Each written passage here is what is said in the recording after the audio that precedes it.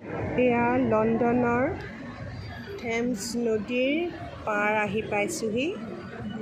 এয়া দূৰত দেখিছে এই নদীত বহুতো কাহিনী আছে। আমাৰ যেনেকৈ ব্ৰহ্মপুত্ৰৰ বহুতো কাহিনী আছে, এই থেমছ নদীক লৈও বহুতো কাহিনী আছে। দূৰত সেয়া লণ্ডন আই আৰু দেখিছোঁ বহুতো জাহাজত মানুহ উঠি ফুৰি আছে বিভিন্ন ধৰণৰ। এয়া দূৰত আন এখন ব্ৰিজ, থেমছ নদীৰ ওপৰত বহুতো ব্ৰিজ আছে আৰু বিভিন্ন ঠাইৰ পৰা যাত্ৰী আহিছে, টুৰিষ্ট আহিছে। আজি ৰাতিপুৱাৰ পৰা দেখি আছোঁ ইমান যাত্ৰীৰ ভিৰ, কিয়নো ইয়াত ছামাৰ ভেকেশ্যন হৈছে। ইয়াতো ছামাৰ ভেকেশ্যন গোটেই বিভিন্ন ঠাইত, আমাৰ অসমত, ইণ্ডিয়াত ল'ৰা ছোৱালীবিলাকৰ ছামাৰ ভেকেশ্যন হোৱাই বিভিন্ন ঠাইৰ পৰা মানুহবোৰ আহি ফুৰিবলৈ আহিছে, আহি লণ্ডন পাইছেহি। সেয়া দূৰত বিগ বেন, এটা সুন্দৰ পৰিৱেশ। আবেলিৰ সময়, এই সময়ত সকলোবোৰ মানুহ ওলাই আহিছে, সুন্দৰ বতাহ দি আছে। কিন্তু ইয়াত ৰ'দটো যথেষ্ট চোকা, আমাৰ ইণ্ডিয়াৰ অসমৰ ৰ'দৰ নিচিনাই চোকা ৰ'দটো। ইয়াত ঠাণ্ডা অনুভৱ কৰা নাই। ৰাতিপুৱা আৰু ৰাতিৰ ফালেহে অকণমান ঠাণ্ডা লাগে। আৰু ইয়াত এনেকুৱা ধৰণৰ কিছুমান ৰিক্সাৰ নিচিনা খুব সুন্দৰকৈ ডেক'ৰেশ্যন কৰি লৈছে। এই ৰিক্সাবিলাকতো মানুহবিলাক উঠি ঘূৰি ফুৰে। চাইকেল কৰা ল'ৰা ছোৱালীয়ে চাইকেল চলাই এয়া চাইক্লিং কৰিছে বহুতে।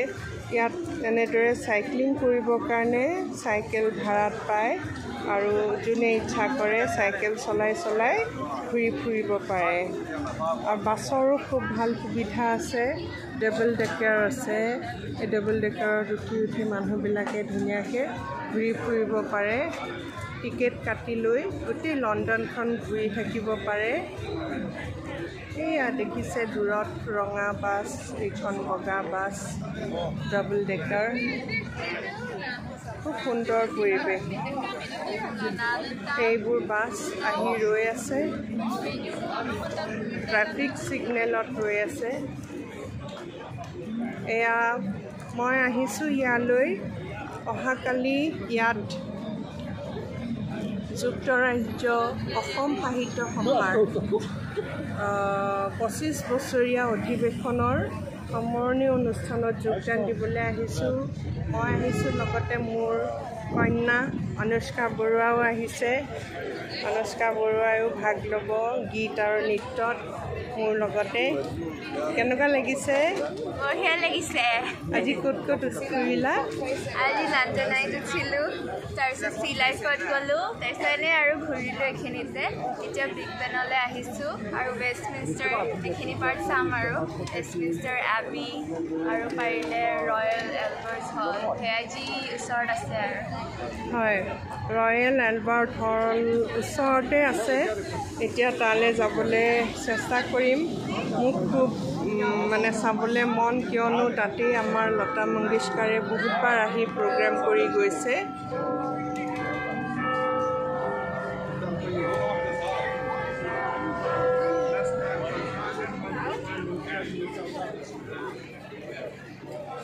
গতিকে এইখিনিকে কৈ আজিলৈ এইখিনিকে ক'লোঁ। আৰু এইয়া চব জাহাজত কিমান মানুহ উঠিছে, এইয়া মই দেখুৱাইছোঁ। এইয়া ঠেলা ঠেলিকৈ বহুত মানুহ উঠিছে ৰিভাৰ ক্ৰুইজ কৰিবৰ কাৰণে। আমাৰ ব্ৰহ্মপুত্ৰলৈ মনত পৰি গৈছে। ব্ৰহ্মপুত্ৰতো এনেকৈ আমাৰ কেইবাখনো জাহাজ চলি থাকে ৰেগুলাৰলি। ইয়াত অৱশ্যে নদীখন খুব বেছি ডাঙৰ নহয় আৰু ইয়াত কোনো ধৰণৰ পানীৰ বেছি নহয়। গতিকে যেতিয়াই তেতিয়াই তেওঁলোকে জাহাজত ঘূৰিব পাৰে। কিন্তু এটা কথা মন কৰিছোঁ, পানীবোৰ যথেষ্ট লেতেৰা হৈছে এতিয়া, যথেষ্ট লেতেৰা পানীবোৰ।